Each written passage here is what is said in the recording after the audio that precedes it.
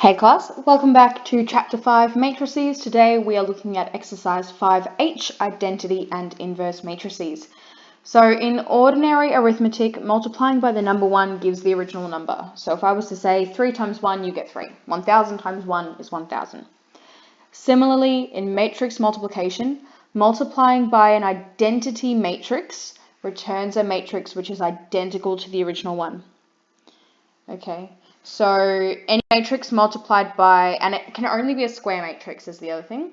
So only square matrices have identity matrices. If I multiply a 1 by 1 matrix by this first identity matrix here, it will return the same matrix as I had in the first place. If I was to multiply a 2 by 2 matrix by this matrix here, I would get the same matrix I had to begin with, and so on and so forth for 3 by 3, 4 by 4. What you'll notice is that along each of the diagonals is the number 1 and all other numbers in an identity matrix is 0. It is important that the ones go in this direction. Okay, if you flip it, you end up with a flipped or a reflected matrix. So please make sure that your ones go in the direction shown by the blue line on the screen. Okay, so in short, an inverse matrix is one that multiplies by another matrix to return the identity matrix as well. So if I was to multiply some matrix A by whatever its inverse is, which is given by A to the power of 1, negative 1, sorry, then A and A to the power of negative 1, or the inverse of A, should multiply to give the inverse matrix, which is the matrix equivalent of the number 1.